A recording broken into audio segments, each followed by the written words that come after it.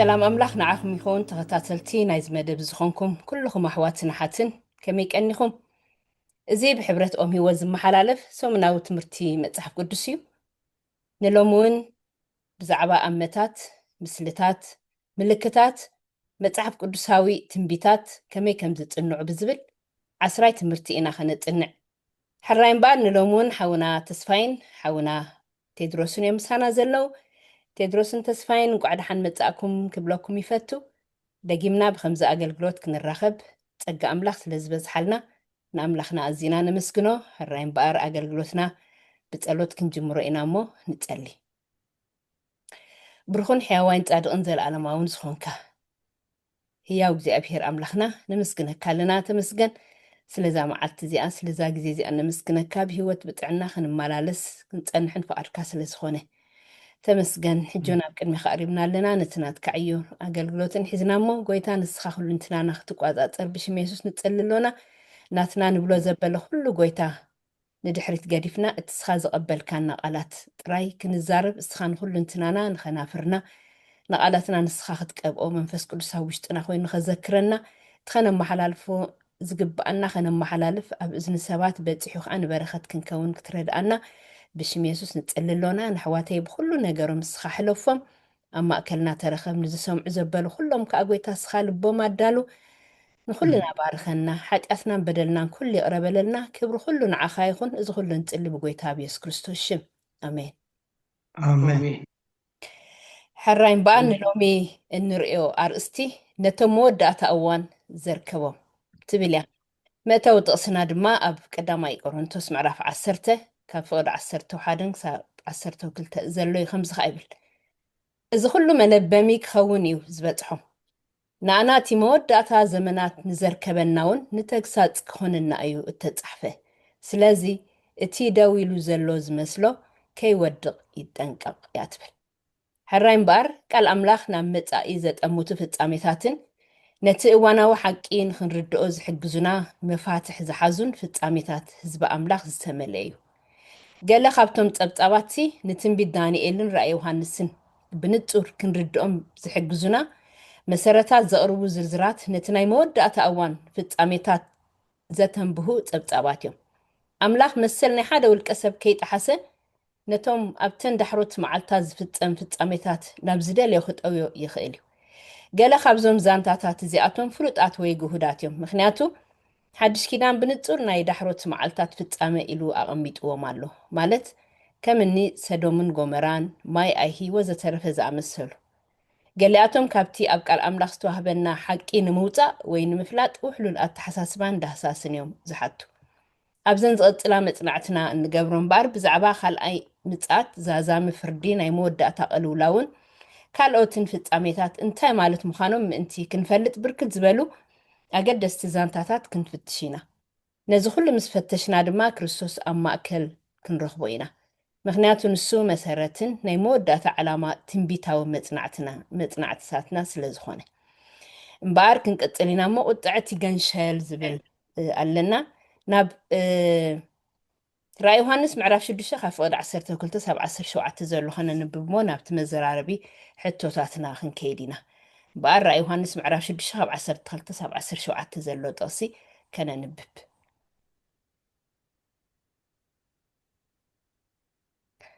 الرأي كان ببالكم موسى دحارنا بتزغطل حتى خن كيدينا كم زخ أيبل نت سرساي محتم مزفتحو خاري اخو امو برتع من قطقات مدرخونه صحاي كموچو ጸለመት ወርሑን بزላ ከም ደም ኮነት ኦም በለስ برتع نفاس ሰሰው مسابلا نت ዝጉዒ ፍሪኣ ከም ተርግፍ ከምኡ ኸ ከዋኽብት ሰማይ ኣብ ምድሪ ወደቑ ሰማይውን ከም ዝጥቕለል ክታብ ኣግለሰ ብዘለው ኣኽናንን ደሴታትን ካብ ስፍርኦም ገዓዙ ነገሳት ምድርን መሳፍንትን ሓላኡ ኣሽሓትን ሃብታማትን ሓያላትን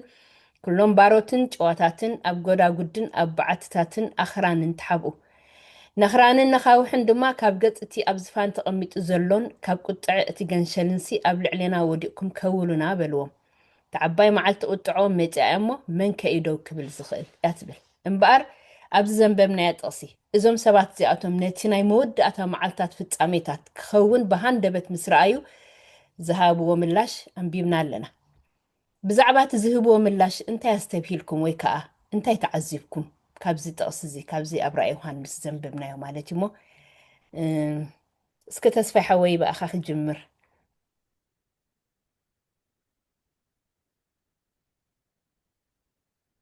تسفيه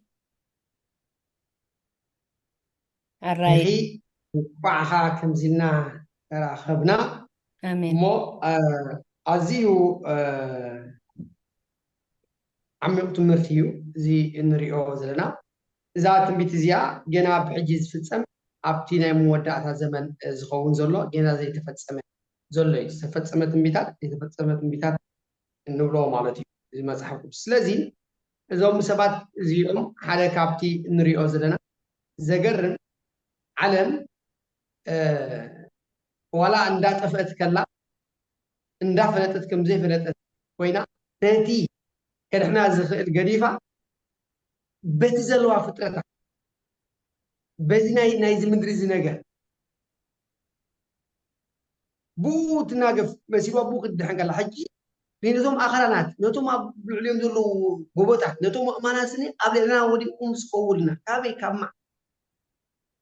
معات أملاك مجم انتايلو حانت نفسك تطفل انتاي يكون فتاو أيكون دريت أملاك أيكون وقاد بأنصاره سي إغزابير انتاي فقري محرد تبجاوي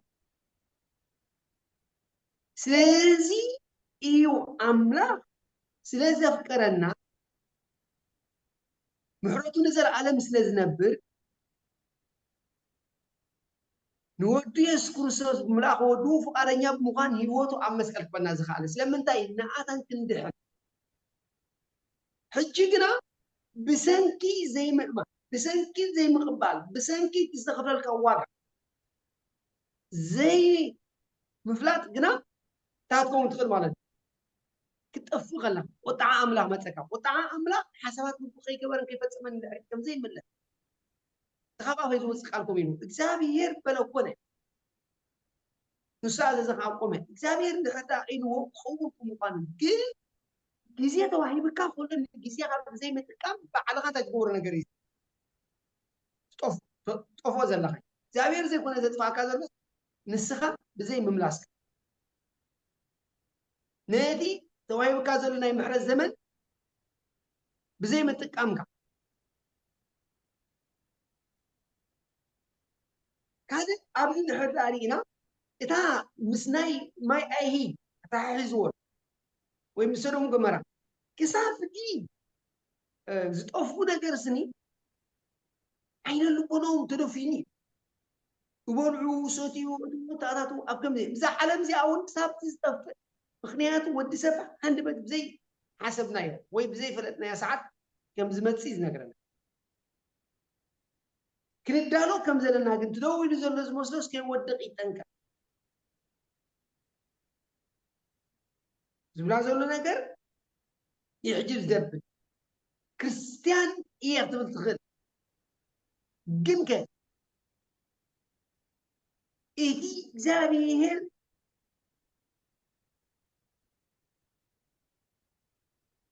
أمنا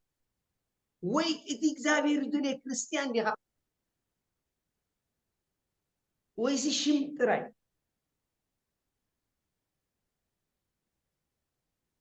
هذه شم زي كونه اتقلنيا كريستنا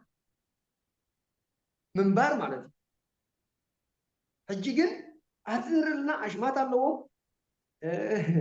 إذا هابتي زي كله هابتمات عبيتش مقلاز زبم زلو هابتي انت بس حل بغاية وضو قليل بهابتي يغون بزناهم بخال نقر تدحلو نقر تمثيل مو اتزر زلو تي أبزن بنزو نقرات حجون انتاي أبسب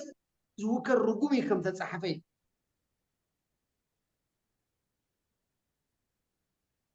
ወይ ኣብ ፍጥረታት ኣብ ሰብ ኣብ ካልእ ነገር ምውካል ዘይኮነ ኣብ እግዚኣብሔር ክውከል እዚኦም ሰባት እዚኦም ግን ኣብቲ ፍጥረታት ዝኾነ ክውከሉ ከለዉ ኢና ንሪኦም እዚ ከዓ ሓደ ካብቲ እንታይ ዘርእየካ እምነት ዘይምህላው ሰይጣን ዝዘርኦ ዘርኢ ዝበቆለ እሞ ነዚ ፍረዚ መሳርሕቲ ዝኾኑ ሕጂ ፍሪ ወልዑ ከም ዘለዉ እዩ ዘርእየና ዝኾነ ዕሙቕ ዘለ ነገር ክንነብር ከይሓልፍ ኢለ ነዚ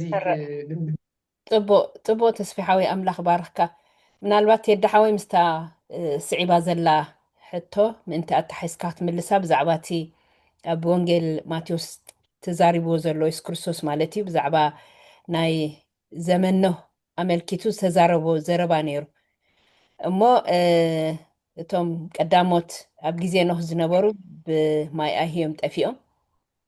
ስለዚ የሱስ ክርስቶስ እንታይ ክምህረና ደልዩ ብዛዕባ ናይ ታሪክ ኖህ ኣልዒሉ ክዛረብ ከሎስ እንታይ ክምህረና ደልዩ እሞ ብዛዕባ እታ ምስታ ናይ መጀመርያ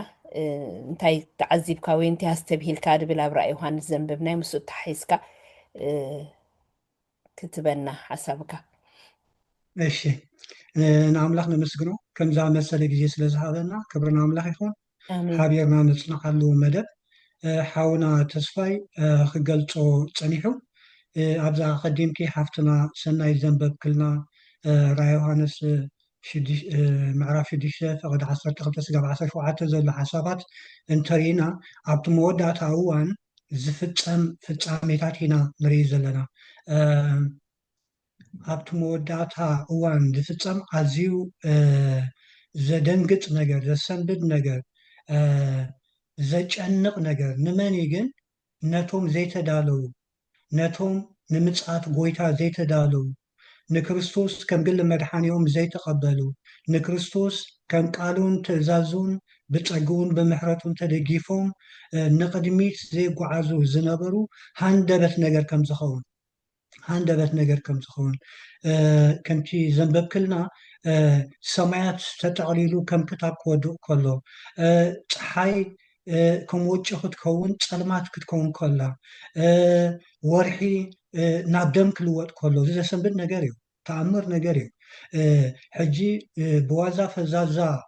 ኮይንካ ክትግምቶ ከለካ ክትሪኦ ከለካ ዘይፍፀም ይመስለካ ኣብቲ እዋን ግን ኣዝዩ ከቢድ እዩ ግን እቲ ናይ እግዚኣብሄር ቃል ከም ዝፍፀም መወዳእታ ንኩሉ ከም ዘለዎ ኣብዚ ከዓኒ ዓበይቲ ሰባት እዩ ኣልዒሉ ዘሎ ነገስታት መሳፍንቲ ጭዋታት ሃብታማት ተደመሩ ኩሉ ዓይነት ህዝብታት እዚ ነገር እዚ ሃንደበት ምስ ገጠሞም ከም ዝስንብዱ ከም ዝጭነኹ ናይ መወዳእታ ጭንቀት ናይ መወዳእታ ስንባደ እዩ ግና ኣብዚ ነስተውዕሎ ነገራት ኣሎ ካብ 15 ተንቢበ ነገስታት ምድርን መሳፍንትን ሓለቆ ኣሽሓት ሃብታማትን ሓያላት ኩሎም ባሮትን ጨዋታትን ኣብ ጎዳጉድን ኣብ በዓታትን ኣኽራን ተሓቡ እዚኦም ነዛ ዓለም እዚኣ ኣይትኹንና ዝብልዋ ዘለዉ እዮም ነቲ ናይ እግዚኣብሄር ቃል ብፍላጥ ይኹን ብዘይፍላጥ ብሸለልትነት ዝነዓቑ እዮም ነቲ ናይ እግዚኣብሄር ድምፂ እዝኒ ዘይሃብዎ እዮም እንሆ ዓለም ብሃብቶም ብክእለቶም ብስልጣኖም ዘቐፅልዋ ዝመስሎም ኣውራታት ሰባት ዝበሃሉ እዮም ኣብዚ እዋን እዚ ግን ክሕብኡ ከለዉ ኢና ንዕዘብ እግዚኣብሄር እቲ ኣብ መወዳእታ ክፍፀም ዘለዎ ነገራት ብግልፂ ዝነግረና ዘሎ ንምንታይ ዝነግረና ዘሎ ከምቲ ሓፍትና ሰኑ ዘንበበቶ መታን ክንልብን መታን ናብ ምስትውዓል ኣእምሮ ክንመፅእ መታን ነቲ ናይ እግዚኣብሄር ፍቓድ ከነስተብህል ኣስተብሂልና ድማ ክንፈቓዱ ክንከውን እዩ እቲ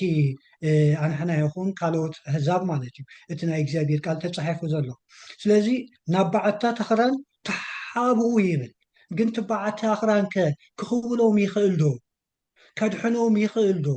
እቲ ፍፃሜታት እዩ ዘርየና ዘሎ 16 ክንሪኢ ከለና ነኽራንን ንኻውሕ ድማ ካብ ገፅ እቲ ኣብ ዝፋን ተቐሚጡ ዘሎን ካብ ቁጥዓት ገንሸልሲ ኣብ ልዕሌና ወዲቕኩም ከውልና በልዎም ሕጂ እዞም ሰባት እዚኣቶም ነስተውዕሎ ነገር ኣብዚ እንታይ እዩ እቲ መን እዩ ኣብቲ ዝፋን ዝርከብ ጎይታ የሱስ ክርስቶስ ምዃኑ ይፈልጥዮም መን እዩ እቲ ገንሸል ብዛዕባ እቲ ገንሸል እዮም ዝዛረቡ ዘለዉ ከምኡ ኢሎም ከም ዝዛረቡ እዩ እቲ መንፈስ ኣስተውዒሉ ኣቐዲሙ ዝነግረና ዘሎ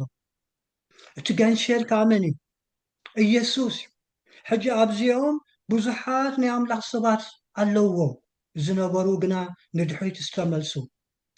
ዝሰምዑ ግና ኣብ ልቦም ዘይቀለብሉ ነቲ ናይ እግዚኣብሔር ድምፂ ዝነዓቑ ከመይሲ ብዛዕባ እቲ ገንሸል ኣብ መወዳእታ እውን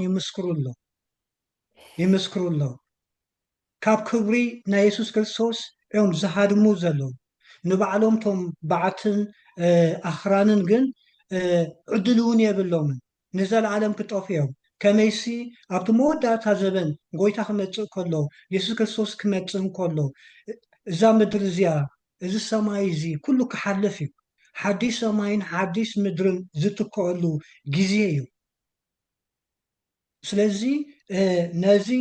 እንታይ ኢና ንብል ዘለና ሕጂ ካብዚ እንታይ ኢና ንምሃር ዘለና እዚ ፍፃመታት ክፍፀም ምኳኑ መንፈስ ቅዱስ ብባሮቱ ገይሩ ብመፅሓፍ ቅዱስ ገይሩ ይዛረበና ኣሎ ኣንሕና ከዓኒ ናብ እግዚኣብሔር ክንምለስ ንምፅኣት እግዚኣብሔር ክንፀባበል ነቲ ናይ እግዚኣብሔር ዘለዓለማዊ ሂወት ዝተዋህበና ዕጫ ከነቐድም ከም ዝግባእ ነዚ ድምፂ ዝንሰምዕ ኣብ ጎይታ ዘየለና ናብ ጎይታ ክንመፅእ ከም ዝግባእ ኣብ ጎይታ ዘለና ኣብ መፅሓፍ ቅዱስ ኣብ ሓሳብ ኣምላኽ ዘለና ድማ ናብኡ ገፅና ክንቀርብ ከም ዝግባእ ብመንፈስ ኣምላኽ ንክንልወጥ ንምፅኣቱ ብዓወት ክንዛዝሞ ክንፅሊ ሓይሊ ኣምላኽ ክንዕጥቕ ከም ዝግባእ የዘኻኽረና ነገረ መንገድና ምስቲ ናይ ኖህ ከነተሓሕዞ ከለና ጎይትና የሱስ ክርስቶስ ባዕሉ ዝሰብኮ ስብከት እዩ ኣብ ማቴዎስ ምዕራፍ 24 እንተሪኢና እቲ መወዳእታ ዘበን ኖህ 120 ዓመት እዩ ሰቢኹ ኖህ ክሰብኽ እንከሎ ንምድሓንካ እትኸውን መርከብ ስራሕ ኢሉ ኣብ ተኣዘዘሉ ኣብ ዙርይኡ ዝነበሩ ውሕዛብ የላግፁ እዮም ነይሮም ነቲ ንሱ ዝገብሮ ዝነበረ ግብሪ ኣምላኽ ወይ ድማ ዘውጆ ዝነበረ ኣዋጅ ናይ ምድሓን ኣየቕለብሉ የላግፁ ከም ዝነበሩ ገሊኦም ከዓኒ ነቲ ናቶም ዕዮ ነቲ ናቶም ምህሮ ነቲ ናቶም መደባት ነቅድሚት ኣቐዲሞም ነቲ ናይ እግዚኣብሔር ሓሳብ ዝመፅእ ዘሎ ድምፂ ናይ መወዳእታ ጥፋኣት ምዃኑ እውን ኣየቕለብሉን ደሲም ከዓኒ ኣብቲ መወዳእታ እዋን ኣብዚ ሕጂ ዘለናዮ ዘበን እውን ኣብቲ መፅሓፍ ቅዱስ ክንሪኦ ከለና እቲ ትንቢታት ናይ መወዳእታ ዘበን ኢና ዘለና ኣብዚ እዋን እዚ ከመይ ኢና ዘለና ንመን ኢና ነቐድም ኣብ ምድሪ ዘሎ ኣህዛብ ከመይ እዮም ዝጓዓዙ ዘለዉ ናይ ብሓቂ እግዚኣብሔር ይኸበር ደሎ ናይ ብሓቂ ድምፂ እግዚኣብሔር ሰብ ኩሉ ይሰምዖ ደሎ ናብ ኣምላኽ ይቐልብ ደሎ እቲ ናይ እግዚኣብሔር መንፈስ ብዝተፈላለየ ባሮቱ ብዝተፈላለየ ሶሻል ሚድያታት ብዛዕባ ናይ እግዚኣብሔር ብዛዕባ ናይ ጎይታ የሱስ ክርስቶስ ብዛዕባ ምፅኣት ብዛዕባ እቲ ምድሓን ብዛዕባ ፍቓድ ኣምላኽ ይዝረብ እዩ ዘሎ ኩሉ ሰብ ይሰምዖ ደሎ ኩሉ ሰብ ናብኡ ዶ የቋምት ኣሎ እቲ ምፅኣት ናይ የሱስ ክርስቶስ ከዓኒ ከምዚ እንዳበለ እዩ ሃንደበት ዝመፅእ ነዞም ሰባት እዚኦም እኮ ድምፂ ኣምላኽ ሰሚዖም እዮም ብዛዕባ እቲ ገንሸል እውን ኣፍልጦሎም ብዛዕባ እቲ ብዝፋን ኣምላኽ ዝርከብ ኣፍልጦሎም ግና ኣየቕለብሉን ግና ኣይተቐበልውን ስለዚ ምፅኣት ናይ ወዲ ሰብ ልክዕ ከምቲ ኖህ እናሰበኸ እታ መርከብ እናሰርሐ ከሎ ኣብ መወዳእታ ማይ ኣይሂ መፂኡ ነታ ኣብቲ እዋንቲ ዝነበረት ምድሪ ዘስጣማ ንኩሉ ትብቲ እዋንቲ ዝነበረ ፍጡር ዘጥፈአ ውሑዳት ሰባት እዮም ድሒኖም 8 ነፍሳት ከምኡ ከዓኒ እቶም ኣምላኽ ዝኣዘዞም ፅምዲ ፅምዲ እንስሳታት እዮም ድሒኖም ሕጂ ኣብ መወዳእታ እዚ ክፍፀም ስለዚ ናብ ኣምላኽ ገፅና ክንምለስ ልቦና ክንገብር ንመፅሓፍ ቅዱስ ኣብ ሂወትና ሂወት ክፈጥር ዕድል ክንከፍተሉ ንጎይታ ክንግልና መድሓኒና ጌርና ክንቀበሎ ነቲ ናይ እግዚኣብሔር ሕግን ትእዛዛትን እናመርመርና ነቲ ሓቂ ፈሊጥና ክንስዕቦ ከም ዝግባአና ንምሃር ማለት እዩ ብዕፅር ዝበለ እዚ ክብል ይኽእል ኣምላኽ ባርክኩም እዚ እቲ ናይ ኩልና ትዕዝብቲ ወይ ከዓ ዝረኣናዮ ካብ ራእይ ዮሃንስ እዚ እዩ ከምቲ ዝበልኩሞሲ ዘይትግምቶም ሰባት ጭዋታት ዝበሃሉ ሃብታማት ዝበሃሉ ነገስታት ዝበሃሉ ሲ ነዛ ምድሪ ሕጂ ኣይትፅርኒ ዝብልዋ ዘሎ ከምቲ ዳሓወይ ዝበልካዮ መከራ ናይ ሰብ መከራ ኮይኑ ዘይረኣዮም ፀገም ናይ ሰብ ፀገም ኮይኑ ዘይረኣዮም ዳሓር ግን ንባዕልኻ ሲ ምሻሎ ከመይ ይኽኸውን ኢኻ ትብል ከሎ ገና ግን እግዚኣብሔር ኩሎም ናብ ምድሓን ክመፁ እዩ ዝደሊ ዋላ ንሳቶም ዝዕድል እዚ ሲ ራእይ ዮሃንስ ክሪኦ ከሎሲ እቲ ክኸውን ዘለዎ መወዳእታ ፍጻሜ እዩ ተዛሪቡ ወንበር እቲ ዕድል ሕጁን ትማዕፆ ምሕረት ከም ዘሎ ትማዕፆ ምሕረት ንኩሉ ከኣቱን ዝደልሲ ክፉት ምዃኑ እዩ ዋላ ጎይታ የሱስ ክርስቶስን ክዛረብ ከሎስ ከምኡ ኢሉ ሓንቲ ጥቕስ ከንብባ ዝደሊ ኣብ መዝሙር ዳዊት እንታይ ኢሉ ኣሎ መዝሙር ዳዊት ምዕራፍ 2 ካብ 10 ሳብ 12 ዘሎስ እንታይ ኢሉ እምበኣርሳ ኣቱም ነገስታት ለብሙ ኣቱም ፈራዶ ምድሪ እውን ተኣረሙ ንእግዚኣብሔር ብፍርሃት ኣገልግሎ ብረዓድ ከዓ ተሓገሱ ክርኡ ቀልጢፉ ይነድድ እሞ ከይኩሪ ኣብ መገዲ ከለኹም ድማ ከይትጠፍኡስ ንወዱ ሰዓምዎ ኣብኡ ዝምዕቀቡ ዘበሉ ኩሎም ቡፃኣን እዮም ይብል እሞ እዚ ቃል እዚ ንዖም ጥራይ ኣይኮነን እንተላይ ንዓና ኢና ቀዲምና ኣብታ መእተዊ ጥቕስና ከም ዘንብብናያ እቲ ደው ኢሉ ዘሎ ዝመስሎ ይጠንቀቕ ኢሉ እሞ እዚ እውን ንዓና መጠንቀቕታ እሞ ስለዚ ቃል እዚ ንኣምላኽ ኣዚና ነመስግኖ ንዓኹም ከኣምላኽ ባረኽኩም ተስፊሓዊ ኣብዛ ናይ ኖህ ናይ ማቴዎስ ትብላ ትውስኻለካ ዲ ሓሳብ ኣላትኒ ኣራይ ምስ ምንታይ ዘተሓሓዘ ዓጅናበይ መሊሳትኒ ናብታት ዝናዓጠቕስና እዚ መለበሚ ምእንቲ ክኸውን እንታይ ዝኸውን ዝበፅሖም ንዓና ብመወዳእታ ዘመናት ንዘርክበና ከዓኒ እንታይ ክኸውን ተግሳጽ ሕጂ ንምንታይ እዩ እግዚኣብሔር ሲ ብምስላክ ገይሩ ይዛረብ ዳይሬክት ገይሩ ይዛረብ ብዝተፈላለየ ነገር ብተእምርቲ ተኣምራት ገይሩ ይዛረብ ብዙሕ ነገር ገይሩ ይዛረቦም እዩ ሕጂ ሓደ ካብኡ ከዓኒ ንዓና ሕጂ እቲ ሶዶምን ጎሞራን ወይ ማይ ዓይኒ ኢሉ ዘምፅኦ ዘሎ ንዓና ሕጂ እውን ንምንታይ ንመለበሚ ንክኾነና ንተግሳጽ ንኾንና ከምኡ ጠፊአን ከም ነበራ ሕጂ እውን ብምፅኣት ወዲ ኣምላኽ ካልኣይ ምፅኣት የሱስ ክርስቶስ እንታይ ከምኡ ከም ከይንጠፍእ ጥፍኣት ከም ዘሎ ዓይነት እዮም ግን ዝጠፍኡ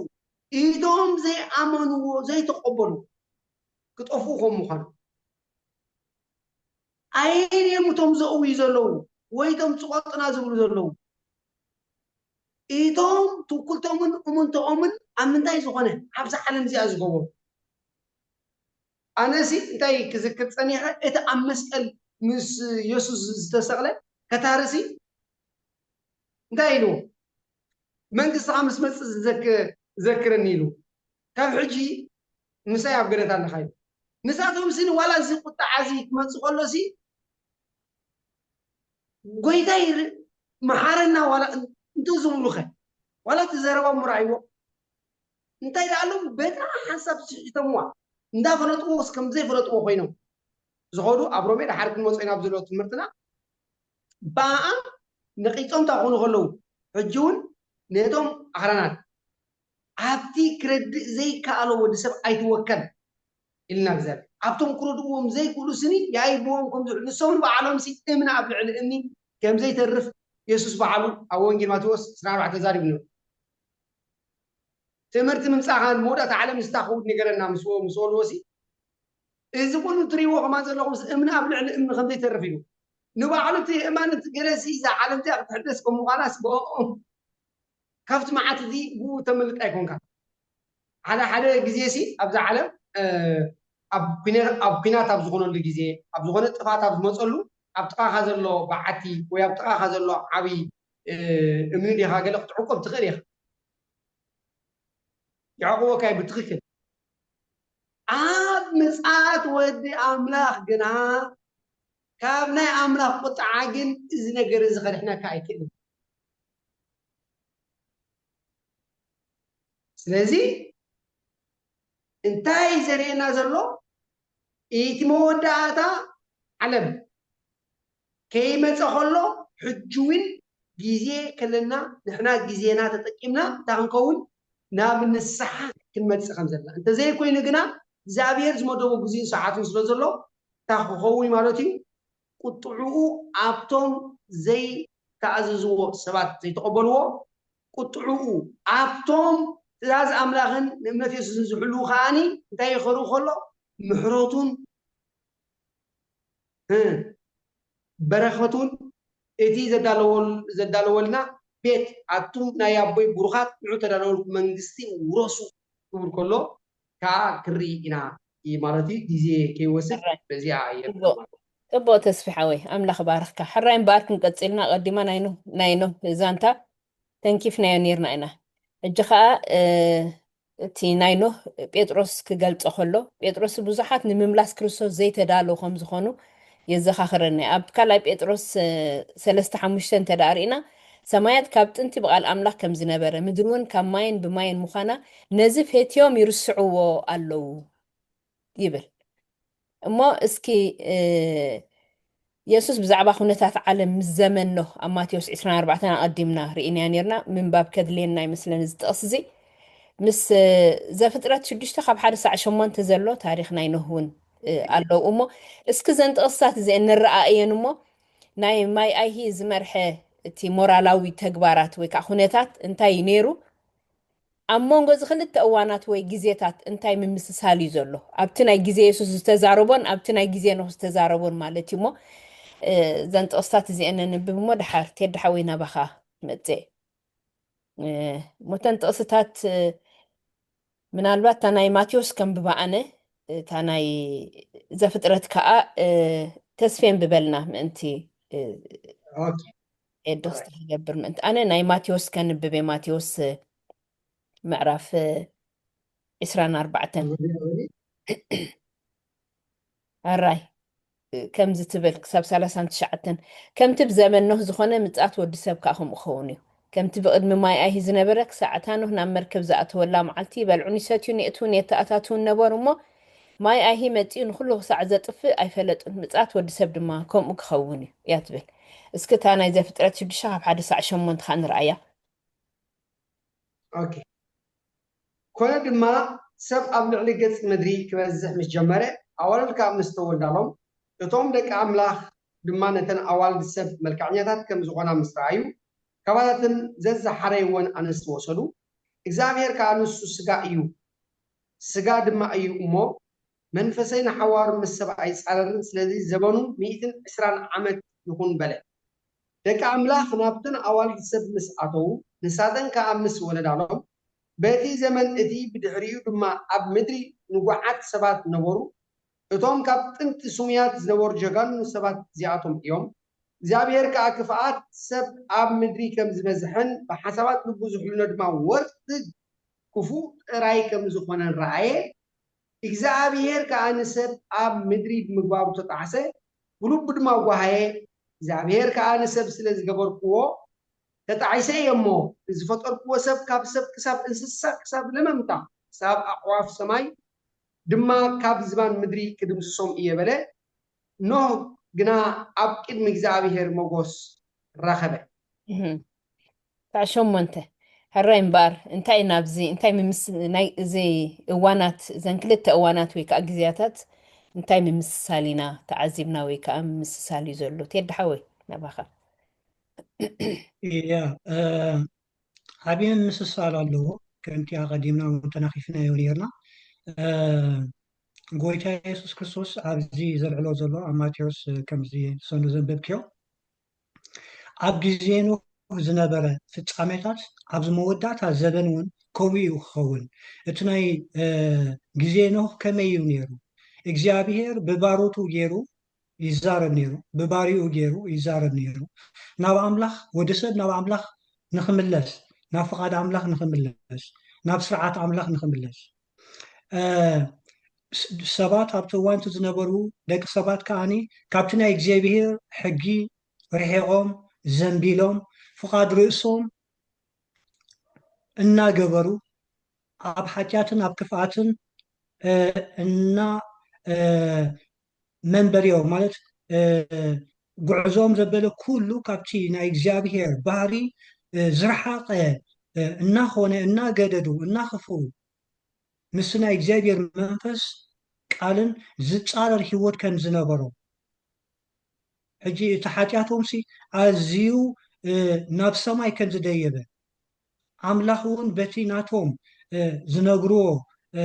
ኣነባብራ ኩሉ ከም ዝጓሃየ ከም ዝሓዘነ ኢና ንርኢ ማለት እዩ ኣብዚ እዋን እዚ ኖህ ዝበሃል ኣምላኽ ዘተንስኦ ናይ እግዚኣብሔር ናይ ፅድቂ ሰባኺ نعملخ أجلجالي كم زنبره أمه نعون مسمع كم زعبيه أما وداتا جن إجابة تاي وسينو كتفو فردي حجي أمنس وقف زبناس زم حلالف فردتات الله مصحف قدس كانت تصنع كلنا تناي موداتا فردخ الله قويت عايز كرسوس حجي تناي نوح جزيت زنبره فردي ويتناي مغبصعاتي أب جزي نوح زنبره أبتو موداتاون بحيلي كم زفت أميو أقدم نحن ريو تانينا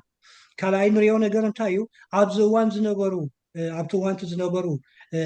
دك سبات ناملا يغلبون نيرون يأتون يتاتاتون نيرون نهو جنن تاي جبر نيرون نمركو يسرح نيرون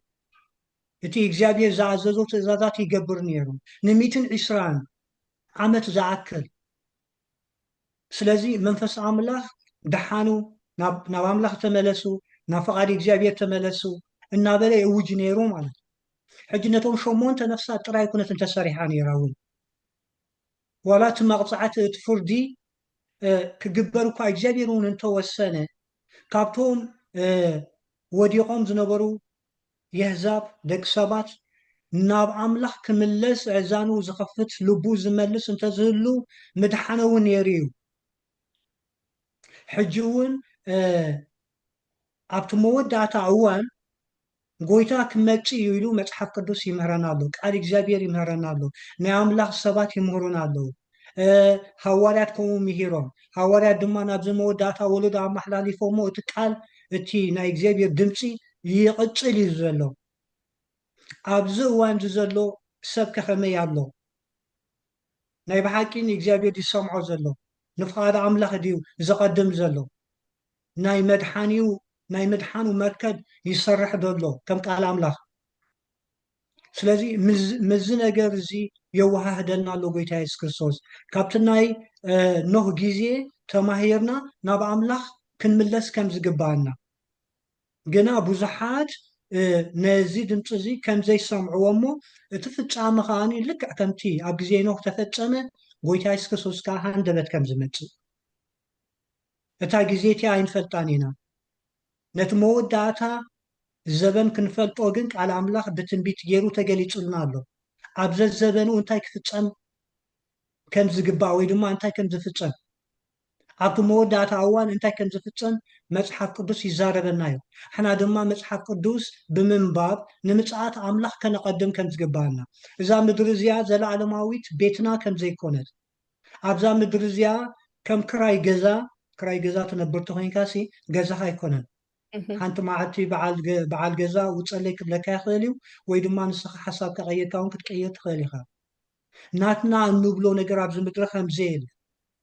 سلازي التصحف ملبمينا كخون تصحفو سلازلو نزل من باب كنا كحكم زقبانا بتصلوت كل جزين او املاح كنملس كم زقبانا تقدام منتنا اجزابير حسابن فقادن مخانو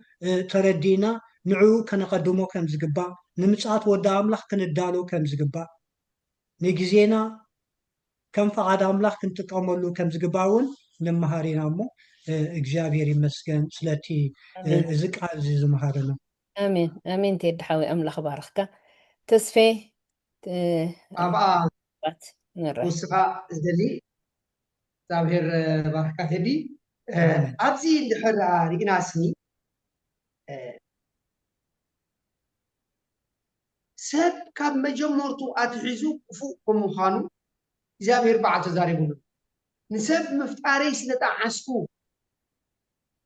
እምበኣር ምድሪ ብሰሮም ዓመፃ መሪኣያ እሞ ነታ ምድሪ ምስ ሰባ ምስ ኩል እንትና እንታ ገብረ ከጥፋኣ ኣብዚ ጉዳይ እዚ እንድሕራሪና ግን እግዚአብሔር ኣምላኽ ስም ምስጢሩ ንባሮት ነቢያት ከይገለፀ ገለ እኳ ኣይገብርኒ ከም ዝበሃል ዝተገልፀሉ መን ነይሩ ኖህ ነይሩ 120 ዓመት ዝኣክል ዓንገረር ክብል ከሎ ንጎን ምሸትን ኣንጊዩ ኣቕቲሩ ኣምሲዩ ናብ ስሩሑ ናብታ መርከቡ ክኸይድ ከሎ ዓለም ግና ኣብ ላግፂ ኣብ ልግጫ ኣብ ሰሓቅ ኣብ ዋዛ ኣብ ኣብዮ ሜዳ ኣብ ዳንኬራ أب كمزي هم أب زموت أب كمزي شمي ما أتخيل نرى سلاز قدي زبحال نجر أين برا خلاص بقى لو متعمنا كمتي سمنا نتصور كابزي فحن غين من زبروه بقى بتدلل بحوسن كنورو إيوه مدبو حوس قلنا يمنينا إكزابير كويس منجو مو سلازي كسافتي نات انتاي تقول ماي أي هزمت يولعوا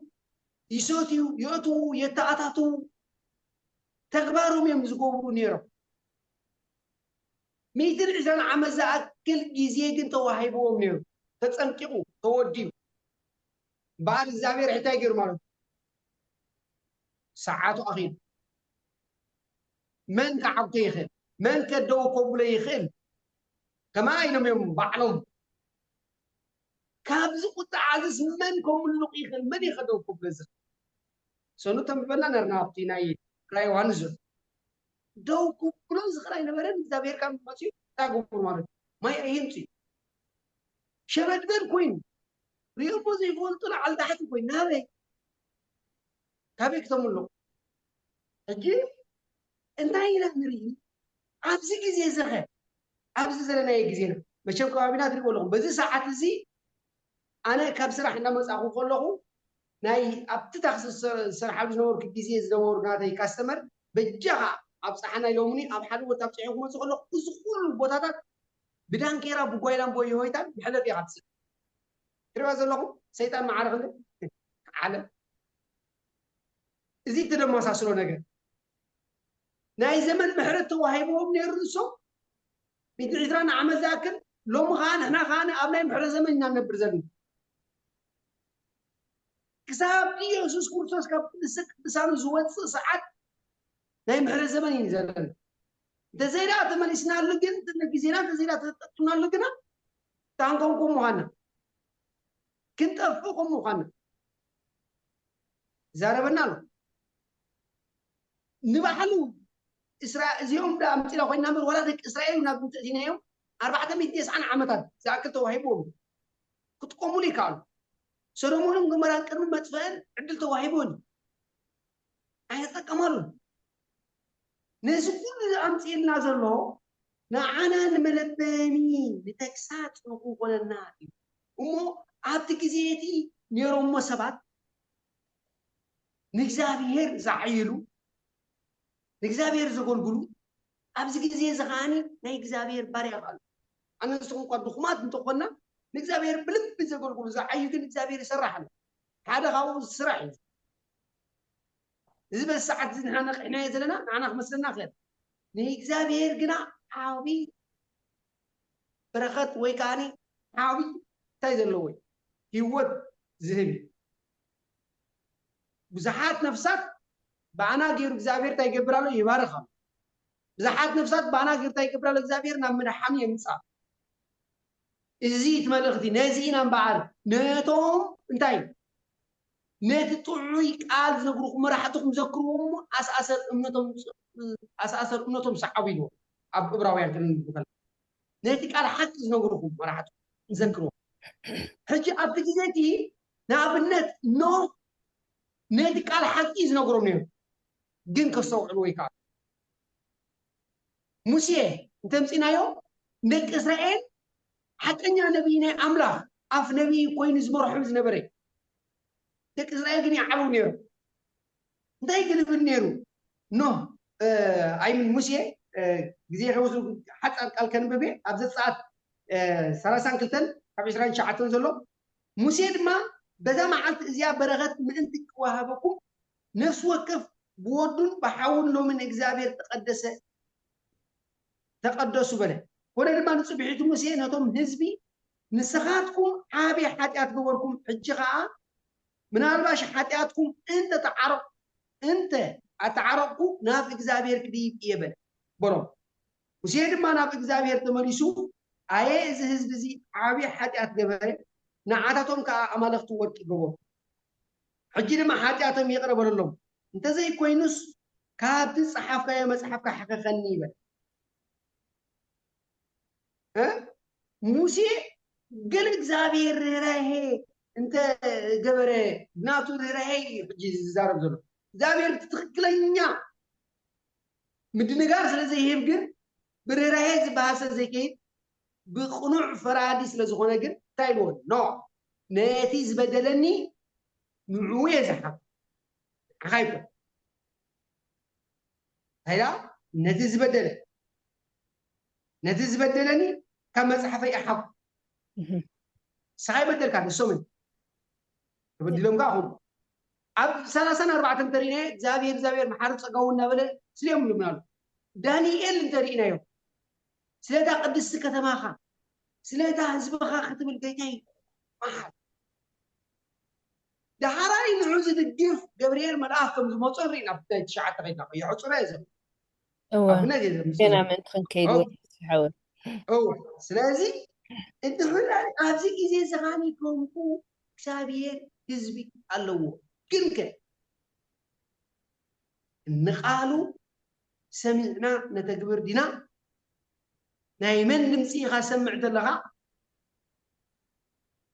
إذا مفلات هيوت كام مرمر نبي هيوت العالم مملاس أقداش مرياتو نعملاق نفلتك كم زي فلتك هم قاعد تفتح أبرومي تصحيح زلو هذا قبل 10 شهور أنت نحرب بنايو إذا جرز بس إن ده فلتت يا علم تدخل زلا نطفات عجول إن ده سمعنا خلو إن ده خلو نقال نعنا يكون شلل كل زلو مرة شلل زلو نقال أملاق نحكي كتفوتوا تحكي حناتو تاكو زلو لكن تزرب زلو قال ويت زمت زلو مدختي مفلات انتي مالوتي من البام ايو مو زي اخوي سنو الراي طبق تسفحوي املا خباركم اب ابراوين 11 فقد شوعت انتي بلالو بزعبا نو زنجرنا نجر አሎ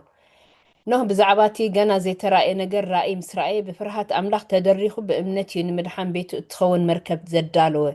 باقيرون عالم كوننا نتيب أمنا زركب تلك خواراس خونه يبلنا مو نو أبتي جيزيو حانت قالي دزارم نيرو من الوقت تملسو بما اهي خيط أفو بلوم نيرو خو نميتن عسران عامت حانت عين السبكيتي سابيخو نالبات كم سب كالك يارد اليوم ديوم نيروم ويس كال سبكت دليم كاو زبل سبكت كن يلن أبز زمن زخات وهيبوناي بزعباتهم 3 ملأخت ملأختي نحنا ونزي أقلقلوت زي حزنا نازلنا بزعبو خنسبخينا اما كم تزبلكم تي أفدق محرت كي تعطو خلو حجي تقوان سلازي نزي وانجل زي نسمع زبالو خلهم كا حجياتا معلت مدحان يزبل الأملاخ صباح يكونتن ويكا دحر قال ساعات يكونتن حجيا اما نمقبالو كل جزء تقوهات كنكون زي أبهر تقايب زحلنا هراينا بتاريخ سلام قومران كنكيدينا اما حجي دما مالت بيتروس زانتا سلومون قومران بمتقام بزعبا موداتا زمن يزارب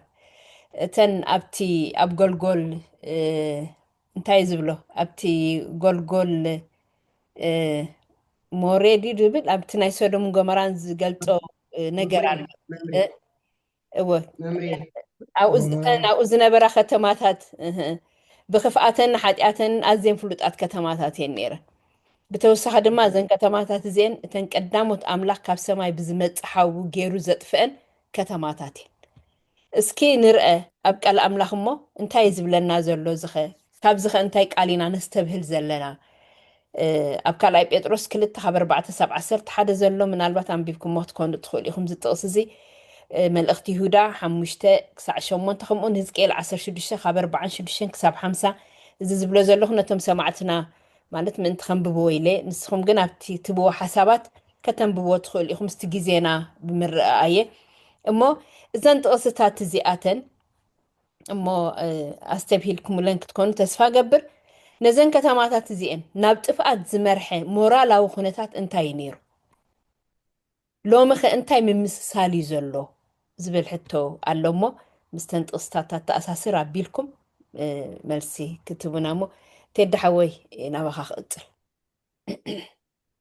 يا كابناي تاريخ ناي سودومن غومران نمهارو عبي تمرت له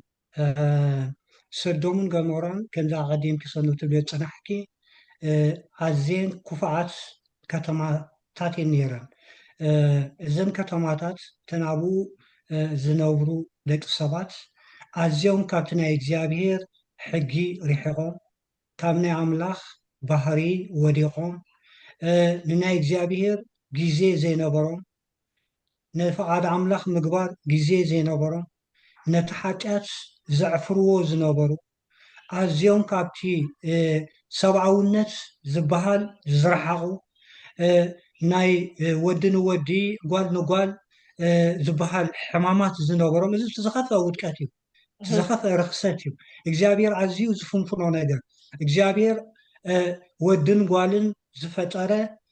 ቁኑዕ ዝኾነ ናይ ሓዳር ውህበት ዝሃበ ኣምላኽ ነዚ ግን ኣንጻር ሕጊ ኣምላኽ ማለት እዩ ኣንጻር ስርዓት ኣምላኽ ዝተለዓለ መንፈስ ናይ ሰይጣን መንፈስ ዝነበሮም በዚ ዝተዓብለሉ እቲ ፈጣሪኦም እቲ ኣቦኦም ሰማያዊ ኣቦኦም ኣንቆልቂሉ ምስ ረኣዮም ምፍጣሮም ዘጠዓስ ሂወት ዝነበሮም ሰባት እዮም ነይሮም ስለዚ እቲ ሓጢኣቶም ይብለና ሰማይ እዩ በፂሑ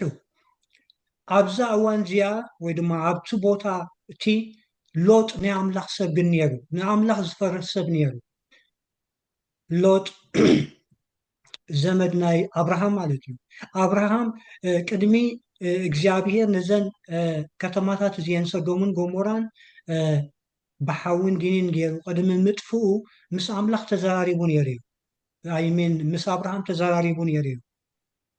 ኣብርሃም ግን ምናልባት ኣብዘን ከተማታት እዚአን 50 ሰባት ጻድቃን እንተሃለውስ ከተድሕነና ኣይትኽእልን እናበለ ስጋብ 10 ይበፅሑ ስጋብ 10 እዩ ክንድዚ እንተሃልዮም ዳ የድሕነን እምበር ይንሕፈን እምበር ይብል ነይሩ እግዚኣብሔር ወልሓደ ኣይተረኽበን ወልሓደ ንእግዚኣብሔር ዝእመን ኣይተረኽበን ጽድቂ ኣምላኽ ዘውሪ ኣይተረኽበን ምስ ፍቓድ ኣምላኽ ተጣቢቑ ንፍቓድ ኣምላኽ ዝነብር ሰብ ኣይተረኽበን እግዚኣብሔር በዚ ጉይ እዩ ስለዚ ኣምላኽ ነዘን ከተማታት እዚአን ተኸገብረን ወሲኑ ክቐፅዐን ወሲኑ ከጥፈአን ወሲኑ ብሓውን ዲንን ካብ ሰማይ ኣውሪዱ ከቃፀለን ፈስ ወሲኑ ግና መላእኽቲ መፂኦም ነይሮም ንመን ከድሕኑ ንሎጥን ስድሩን ከድሕኑ መፂኦም ነይሮም ልክዕ እዚ ህሞት እዚ ኣብቲ መወዳእታ ግዜ ከምኡ ከም ዝገጥም ድማ ሃዋርያ ጳውሎስ ይዛረበና ኣሎ ከምዚ ሕጂ ሓፍትና ክትብለና ዝፀንሐት ይዛረበና ኣሎ ከምዚ ይብል ኣብ ካልኣይ ጴጥሮስ ምዕራፍ 2 ካብ 4 ኣምላኽ ግና ነቶም ሓጣት ዝገበሩ መላእኽቲ እኳ ናብ ገሃነም ደርቢኡ ብመቑሕ ጸልማት ተኣሲሮም ንፍርዲ ክሕለዉ ኣሕሊፉ ሃቦም እምበር ካብ ዘይነሓፎም ነታ ቀዳሚት ዓለም ድማ ካብ ዘይነሓፋስ ናብታ ናይ ሓጣን ዓለም ማይ ኣይሂ ምስ ኣውረደ ከዓ ንኖህ ሰባት ጽድቂ ሳምናይ ርእሱ ኣለዎ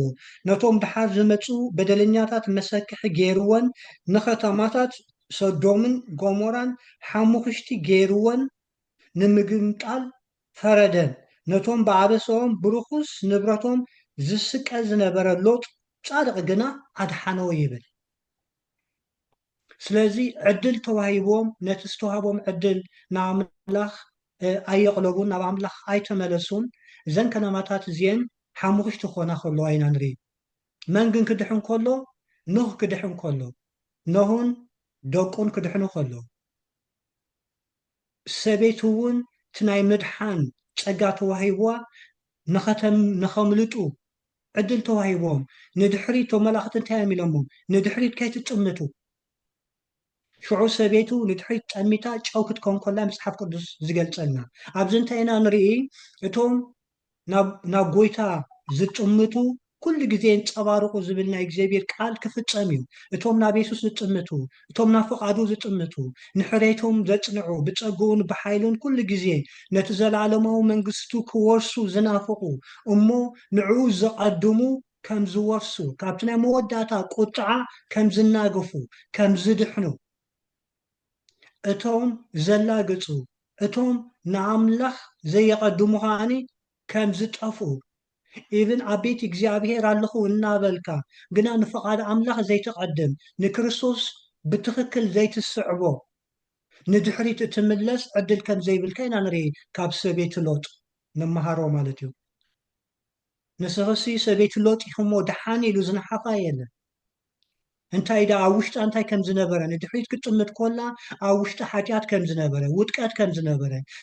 سجاونت كم زنبرة ويدما نعم لخ زي خبر نجر كم زنبرة إنا نرده لومي عن حنا عالم كنتمت كم زي جبانا ناب عالم كنملس كم زي جبانا نقر من قدنا ونمهار نابيدا نعم ساعات بويتا كنتمت كم زي جبانا حجون عبد الزبن زي إذن عيسو دومن غوموران منفس علودو علوه بحيلي عيلو كمتي أغادي محاولة تسفي زبلو زنبرة الزبن زي ناي محرت الزبن وقع تخونه جن كبكعيو جزينا موداتا جسيو زك عرب زلو اتخمت زلوو نجستات نجوس كل مدر زخونه قويتانا يسوس يمتشي زلو اتجزيه يقرب يزلو سلازي كابزن مهارو نجرن تايو نافق عد عملاخ ممتا ناب سرعة عملاخ ممتا نت حاتيات مفنفان نت ناي سودومن غوموران منفس فنفينا ناب تزل عالماو منفس كريستوس يسوس كنملس كم زقبانا إنا نمهار زلنا مالتي سلازي بوزحات كابزي كوم لطو كم زقبا يلوم معانتي بانا بدخومات اكزابير الزارب زلو بوزحات كم لطو يقبا عالم كتحلف يا اتجزي كودايو ኣብ ሰዶምን ጎሞራን ዝነበሩ ህዝቢ የህዛብ መንእስያት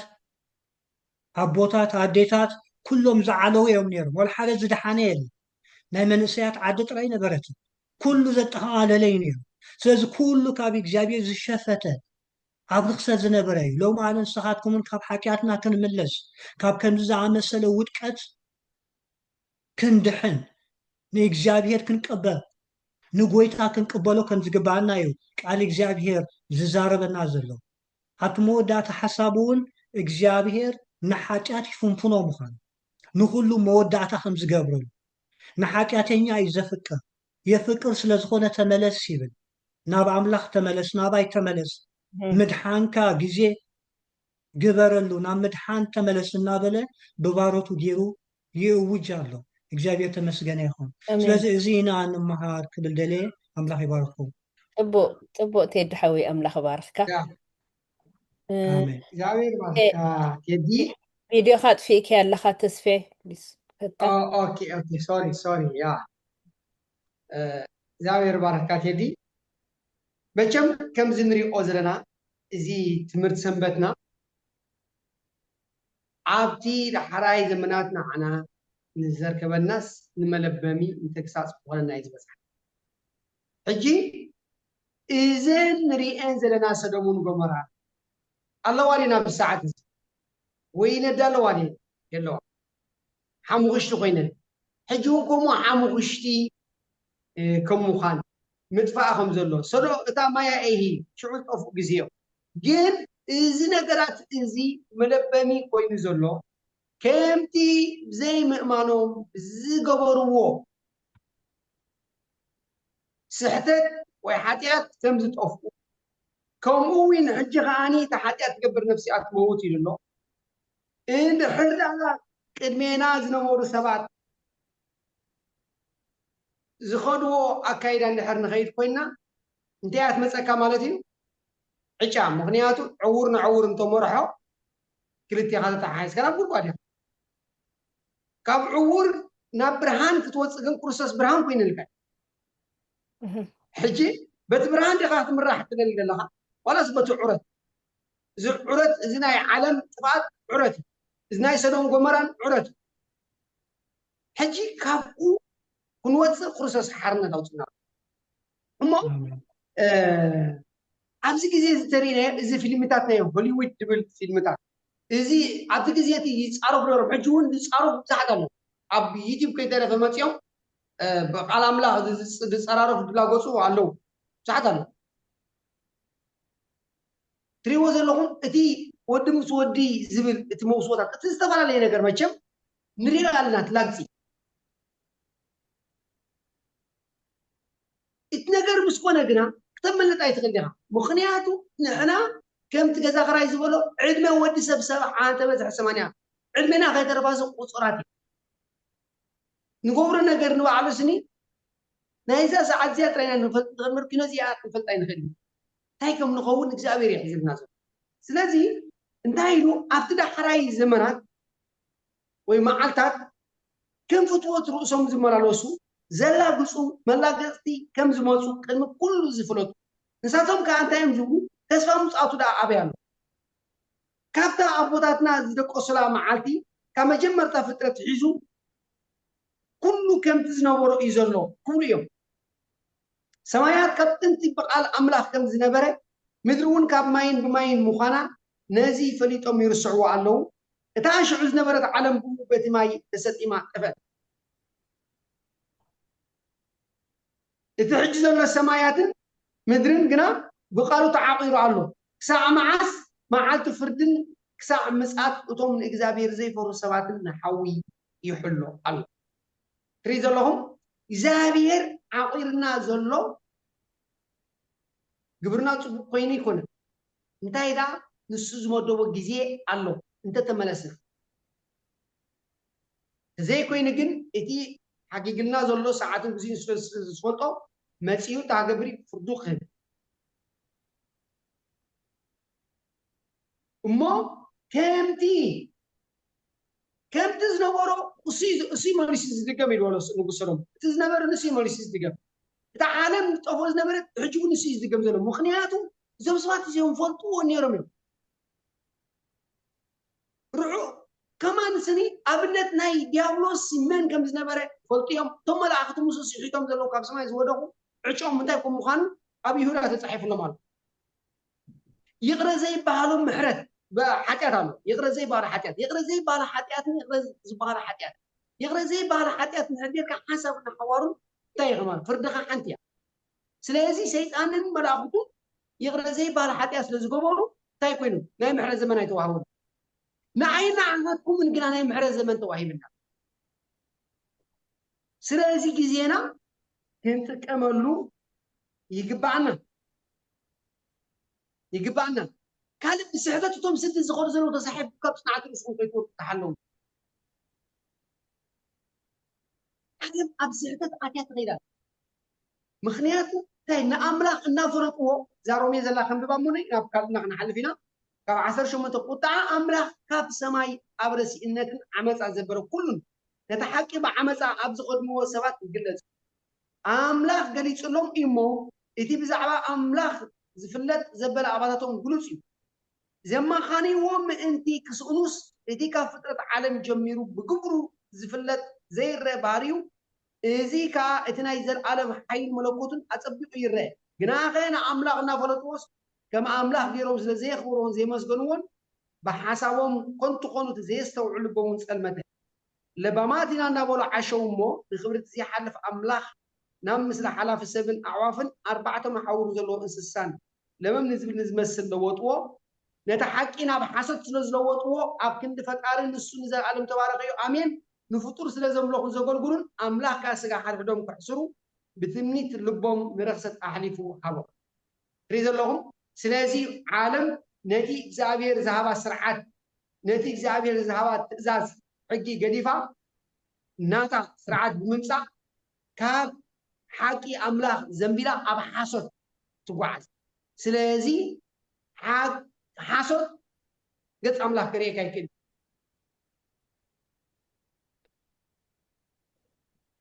حقيقنا كم تورك زخلع لا تخلع عيزة برهاني تحقي كريستوس مو نيتا حقي كريستوس زبلنا زول قال زي قال زي قال أملاك هياو مسلتن كفريت زعفو سيدين زبلعني سلازي قال أملاك نهيوت مبرهاتي قال كان أدري مبرهات من قد يبرهاني الورد إذا قال زي نحرا تعزيزنا نحرا سمعنا هيوتنا كابتفعات علم ويكابتفعات في الملسعينا مالت انت زي كوين جن كامتي بما يتفت علم كامتي سلومون قمران كامتي ديك إسرائيل كامتي توم حتى أثنياتها حجوين بمساعد وداملاح بتيالو مالتي تفعات علم يقرأ زي بحالو تفعات مو إزي نجر إزي لومي أبانا كمتصح مخان أبانا ونرى أبت زمن تخمد لنا كمتي جزينا يسرو من جمران أب جزينا ون أب كم جزية كم زلنا جنك كلا تمدو سرائيل وين يا أيفالو من جنك تقال أملا كنت وين أي طرف كمتي يسوع أبت جزية تقطع قرور مش عرفون يرم تقفون لوين يرم أبت جزية تقاهم دولا بتشلون لو مرة تو دامنا تنكر إسقاطه تريهم أتلاتي أبزي جزية زغال لاتسون فقال أملا من لقات الله ما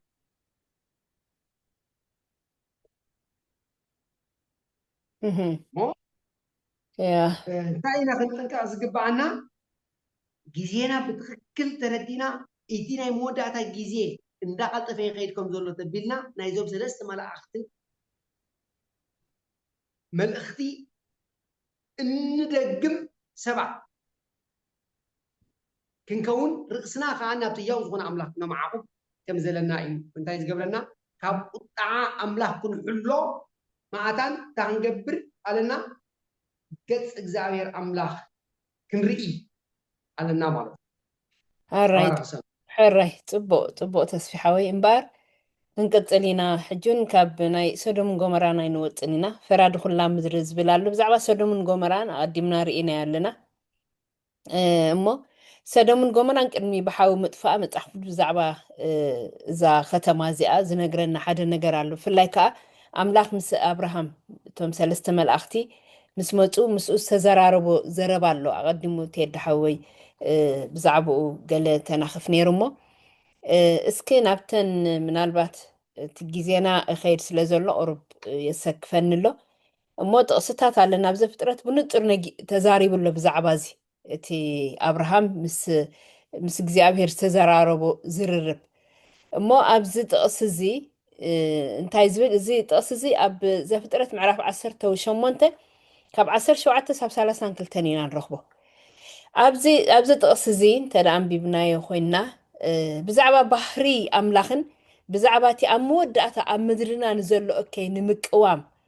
ዝመደቦ መደብን ካብዘን ጥቕስታት እዚአንሲ እንታይ ንመሃር ምናልባት ራእይ ዮሃንስ ምዕራፍ 24 ድሓር ሓሊፍና ካብ 10 ክሳብ 25 ዘሎ ጥቕስ ክንውከስ ንኽእል ኢና እሞ እስኪ እንታይ ኢና ካብዚ ጥቕስታት እዚ ክንመሃር ንኽእል ተስፊሓወይ ናባኻ ክቕፅል እስኪ ኣሕፅር ኣቢልካ እስኪ እዚአን እንታይ ምበልካና ሓራይ እዚአን ከም ንሪአን ዘለና መቸም ንዓና ኣብነታት እየን እጂ እዞም ሰባት ሓደ ነቲ መልእኽቲ እቲ ዘብፅሑ እቲ ህዝቢኦም ሓደ ኻኒ እግዚኣብሔር ምስ ኣብርሃም ዝዘራረቦ ዘሎ ነገር ሕጂ ኣብርሃም እቲ እግዚኣብሔር ዝተዛረቦ ሰብ ብኡ ገይሩ እውን ነቶም ኣብ ከባቢኡ ዘለዉ ከም ዝበፅሑ ንዓብዪ ህዝቢ ንዓብዪ በረኸት ከም ዝገብሮ እዩ ዝነግር ዘሎ በዚ ተዘይተመርሱ ግና ኣብኡ እንታይ ከም ዝኸውን እውን ጥፋት ከም ዘሎ እስከ